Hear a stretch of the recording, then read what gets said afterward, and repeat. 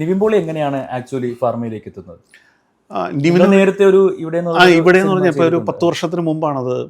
Shri Shyamaprasad direct ചെയ്തിട്ടുള്ള പൃഥ്വിരാജ്, നിവിനും ഭാവന ഒക്കെ അഭിനയിച്ചിട്ടുള്ള US അറ്റ്ലാന്റയിൽ shoot ചെയ്തിട്ടുള്ള ഒരു സിനിമ ഉണ്ടായിരുന്നു, ഇവിടെ എന്ന് പറഞ്ഞിട്ട്.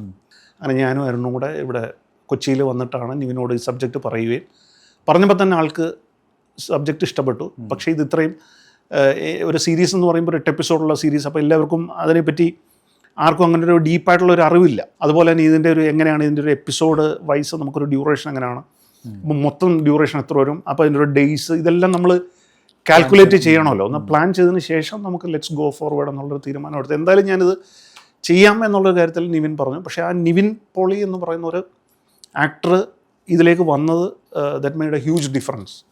പിന്നെ ഫസ്റ്റ് മീറ്റ് ചെയ്യുമ്പം തന്നെ നിവിൻ ചോദിച്ച ഒരു ചോദ്യം അതാണ്, why should I do this, ഞാനിത് എന്തുകൊണ്ട് ചെയ്യണം? അപ്പം നമ്മൾ പറഞ്ഞു തീർച്ചയായിട്ടും ഇത് തന്നെയാണ് പറഞ്ഞത്, നിങ്ങൾക്ക് ചലഞ്ച് ചെയ്യാനുള്ളൊരു ക്യാരക്ടറാണ്, നിങ്ങൾ അത്തരം റോൾസ് ഓപ്റ്റ് ചെയ്യുന്ന ഒരു ആക്ടറാണ്, അങ്ങനെ ചെയ്യാൻ വേണ്ടിയിട്ടുള്ളൊരു ഇതാണ്. പിന്നെ സ്ക്രിപ്റ്റ് വായിച്ചു നോക്കൂ. പിന്നെ ആൾക്കെന്ന് പറഞ്ഞു കഴിഞ്ഞാൽ കുട്ടികളോട്, ഇപ്പം മക്കൾ 2 പേരായിരുന്നാലും എനിക്കറിയാം, അന്ന് നിവിൻ്റെ കുട്ടി എന്ന് പറഞ്ഞാൽ ദാദാ കുഞ്ഞു മകനാണ്. അപ്പോൾ ഭയങ്കര അറ്റാച്ച്ഡ് ആണ് പുള്ളി, വെരി വെരി അറ്റാച്ച്ഡ് മക്കളുമായിട്ട്.